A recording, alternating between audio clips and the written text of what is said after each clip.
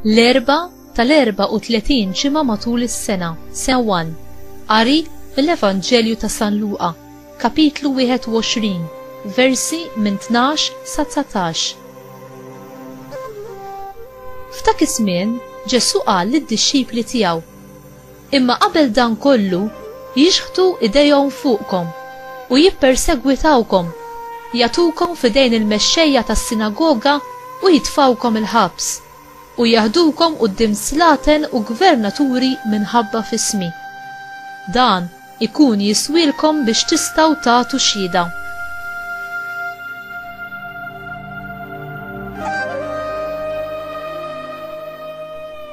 U żommu sewwa f'moħħkom, toqgħodux taħsbu minn qabel kif se tiddefendu ruħkom, għax jien nagħtikom kliem u werf li kull min ikun kontra tagħkom ma jkunx jista' jaqaflu jew imerieħ.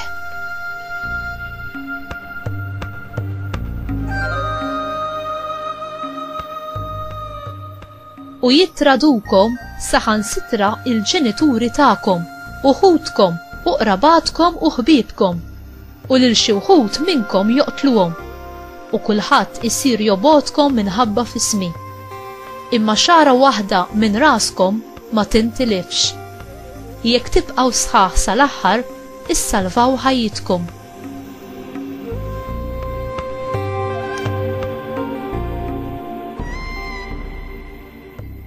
Il-kelma tal-mulej tifħil lilek Kristu.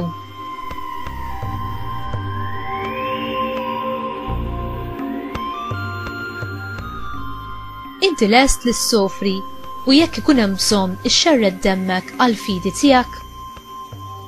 Ir-reliġjon Nisranija hija r-reliġjon tal-martri. Il-ktieb tal-Apokalissi, kapitlu 1 vers 5 jgħid: Ġesu kien ixxud fidil li ħelisna minn dnubietna bis-saħħa ta' demmu. Tertuljan, avukat tat-tieni seklu, ikkonverta lejn ir-reliġjon Nisranija meta ra l-insara ikkantaw huma sejrin biex jieħdu l-martirju u stqar: id-dem tal-martri huwa żerrija. Id-dem tagħhom huwa żerrija għal insara ġodda, is-serrija tal-Knisja. Ċiprian, isqof tat-3 seklu qal: meta il-persekuzzjoni tiġi, is-soldati ta' Alla huma muddijin minn prova u l-ġenna tinfetaħ għall-martri. Ma nistawx inneħħu mill-lista l-armata li taħseb fil-paċi u tiġħad milli tikkombatti, għaliex naraw kif il-mulej ħa post quddiem fil-konflitt. Wistin jikteb: il-martri kienu marbuta, mitfuqa l-ħabs, iffraġellati, maħruqa, imqatta biċċiet, u fl-istess waqt kienu jiżdiedu u jiżdiedu. Għaliex kien dan il-każ? Il-martri taw xhieda tal-ferħ, tal-verità u tal-libertà tal-Evanġelju b'ħajjithom, bit-testimonjanza tagħhom u billi xerdu demmhom.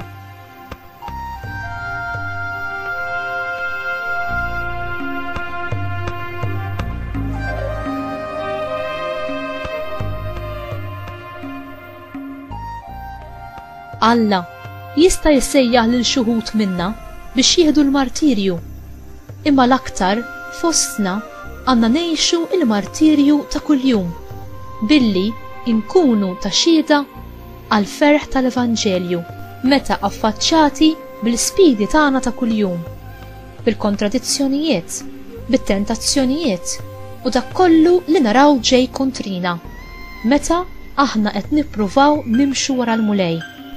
X'jattira lill-oħrajn għall-Evanġelju?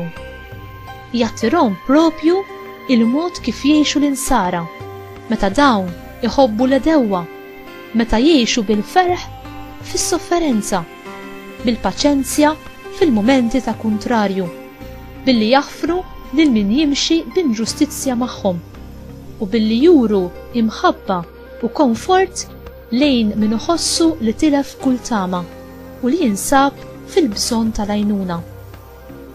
Ġesu jgħidilna li m'għandniex nibżgħu mill-kuntrarju.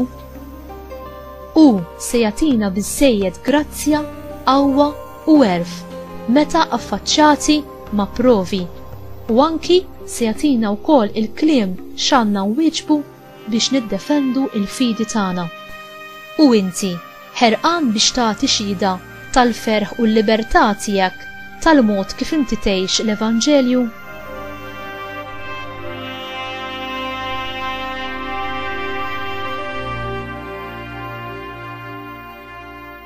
Mulej, bis-salib tiegħek inti fdejt id-dinja.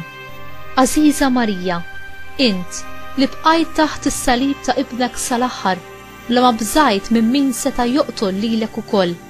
B'talbek għatini il-kuraġġ biex nixed għal ibnek quddiem l-oħrajn, ħalli huma wkoll jaslu biex jarfu il-ferħ u l-libertà tal-Evanġelju. Amen.